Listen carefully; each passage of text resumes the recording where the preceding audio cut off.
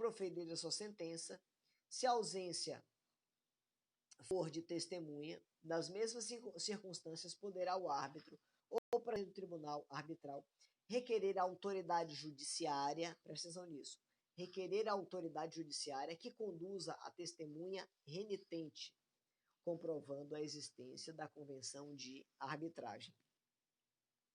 Em resumo, se o árbitro convoca alguém para prestar depoimento e o camarada simplesmente não vai, o árbitro pode requerer ao Poder Judiciário que seja determinado o comparecimento obrigatório, o comparecimento coercitivo da parte.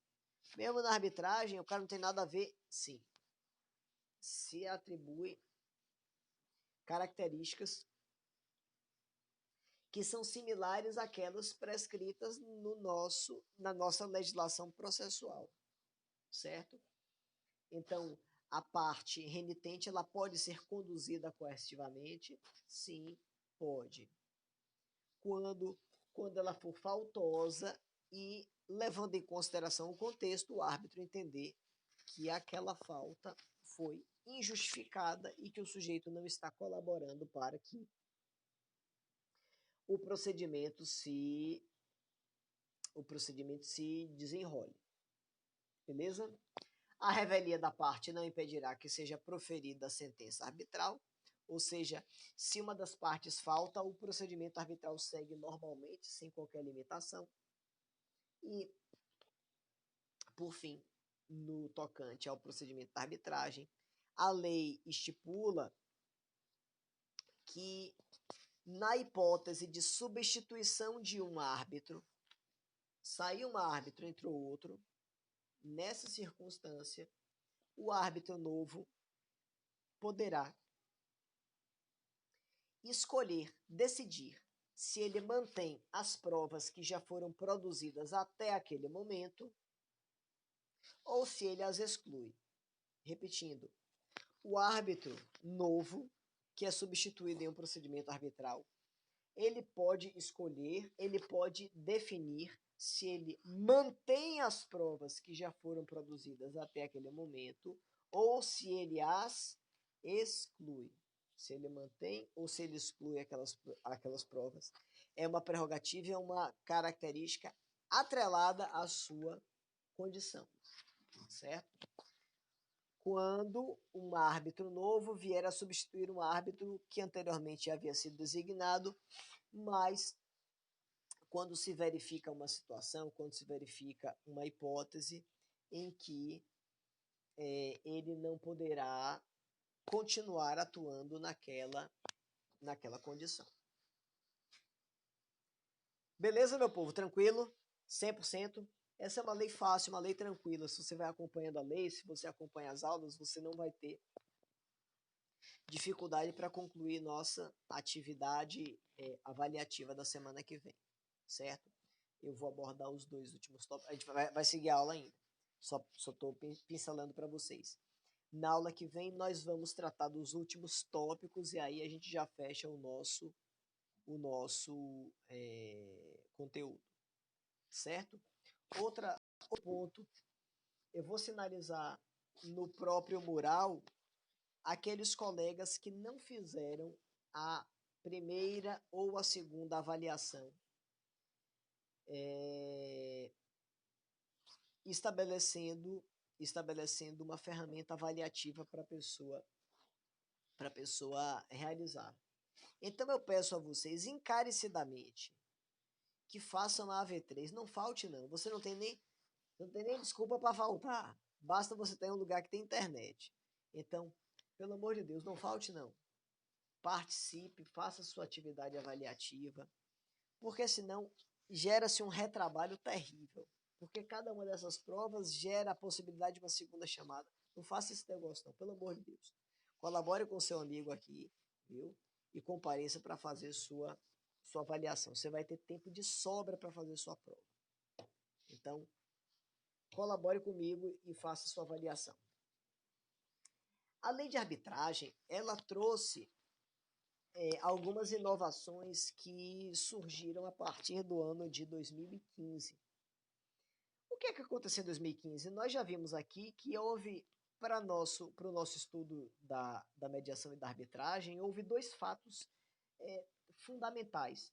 O primeiro deles foi a caracterização e a criação de um novo Código de Processo Civil, o CPC de 2015, primeiro elemento, e o segundo elemento foi a instituição da Lei de Mediação. Então, a Lei de Mediação, que é a 13.140/2015, que é a que a gente já estudou, ela, juntamente com o novo CPC, trouxeram várias inovações e acabaram refletindo na própria estrutura da lei de arbitragem, que agregou uma série de novos tópicos e de novos elementos que antes não eram pertinentes a ela.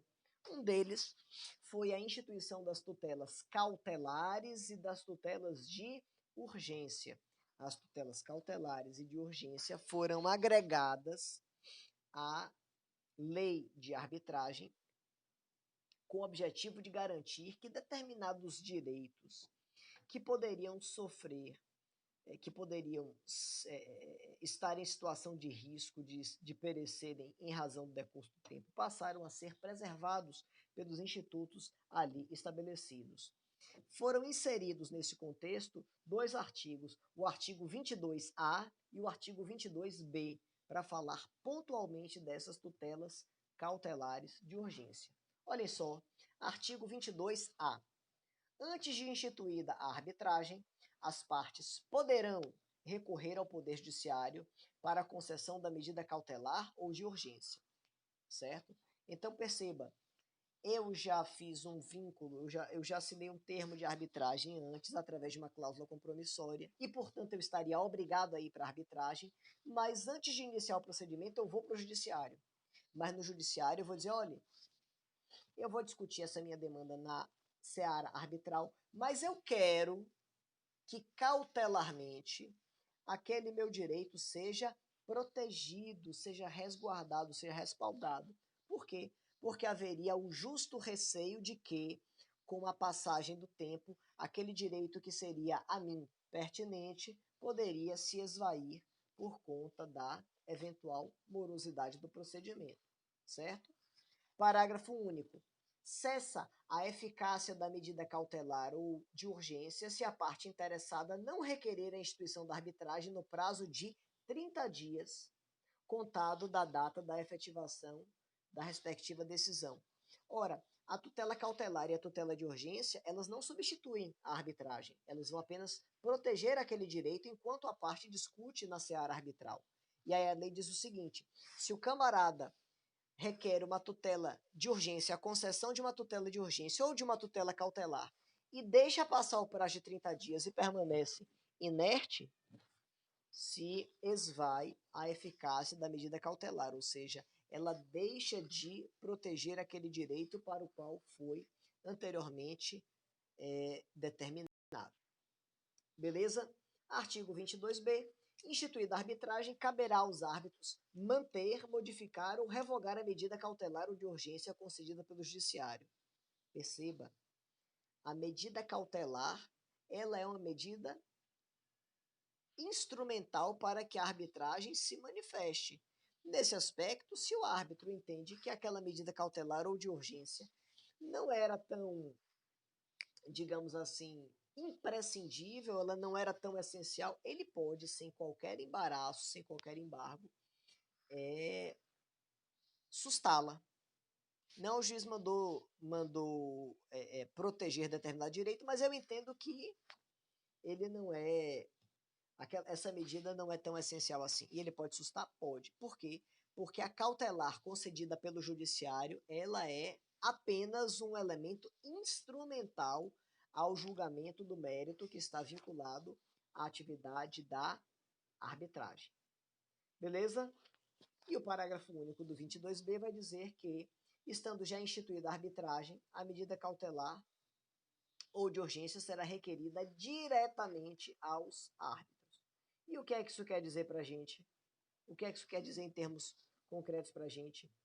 Que uma vez iniciada a atividade arbitral, esse requerimento de arbitragem, esse requerimento da cautelar deve ser direcionado para o árbitro e não mais para o judiciário.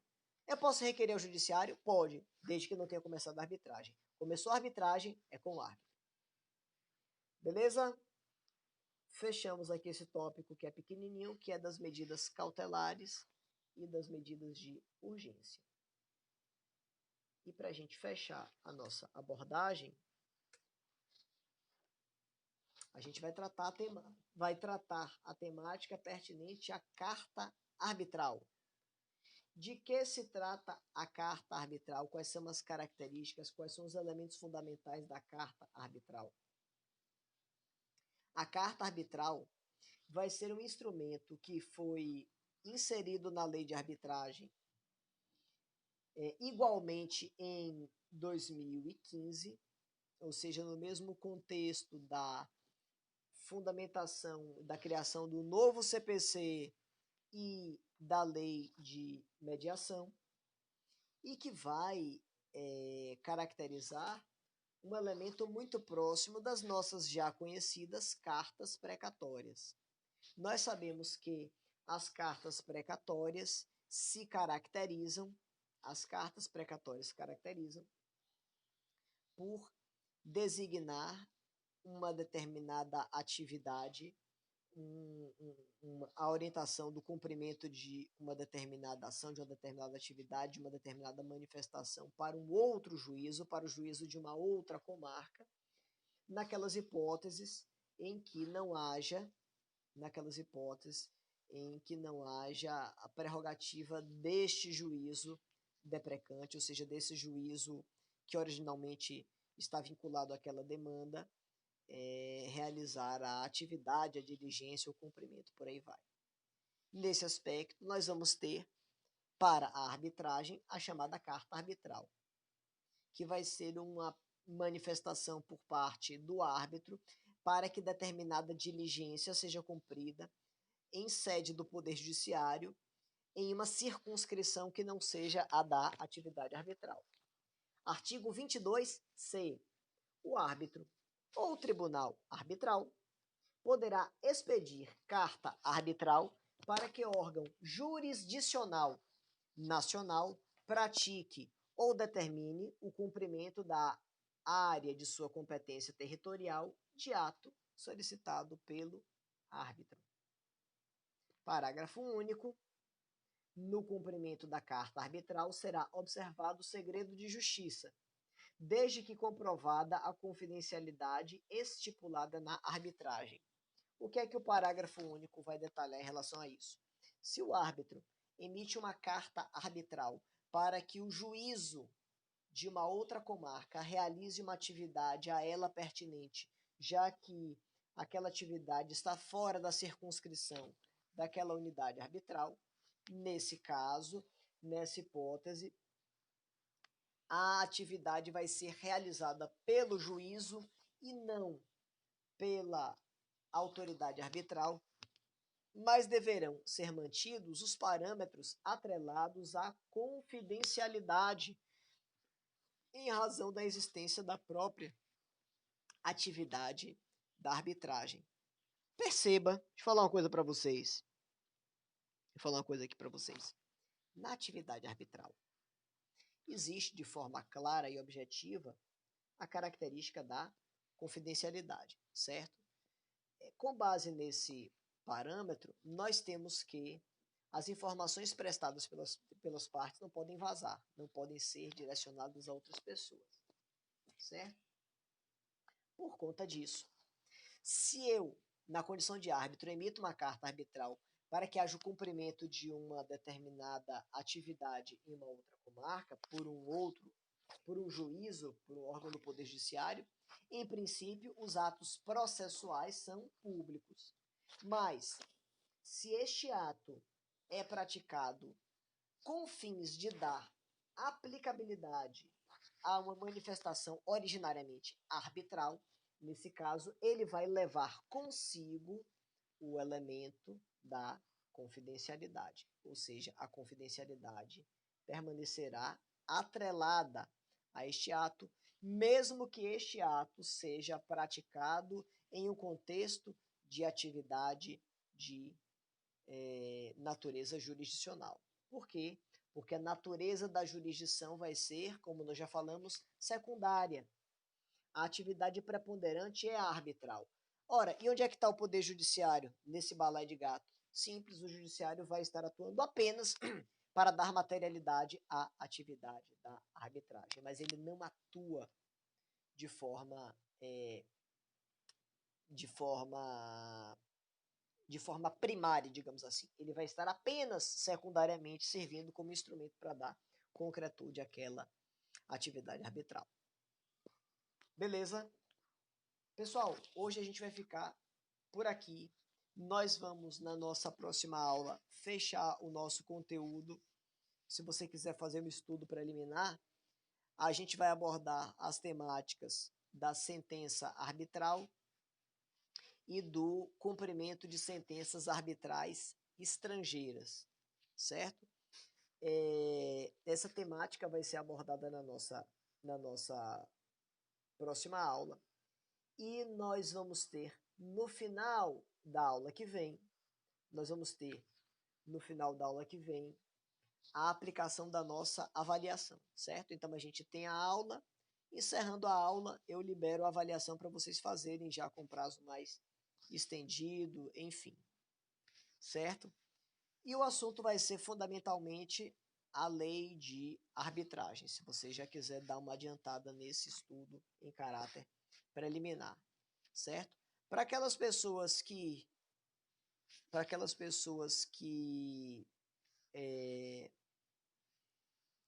que já tiverem concluído que já tiverem completado a sua nota para estarem aprovados, já estão completamente liberados. Para aqueles que por acaso não tiverem atingido ainda essa nota, a gente vai ter a avaliação final normal, regular, certo?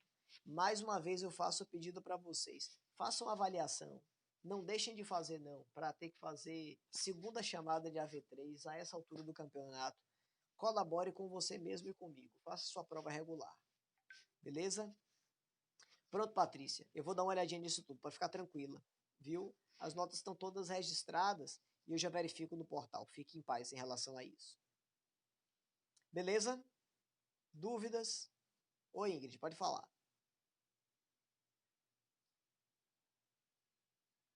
Esse Fernando é um presepio, é um pândego esse rapaz. E ainda reconheceu que é um rapaz discreto, tá vendo? Diga, Ingrid, pode falar.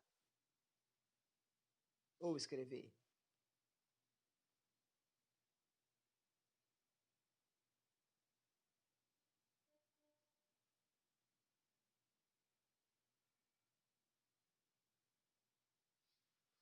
Deve estar digitando.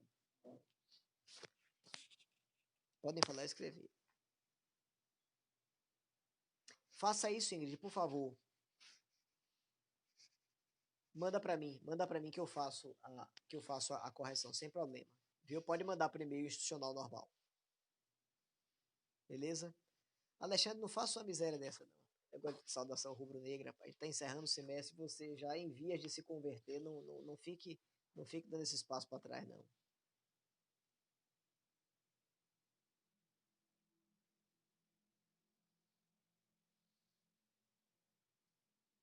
Beleza, Rafa. Foi, Valdir? Foi sim. Meu pai trabalhou no TRT.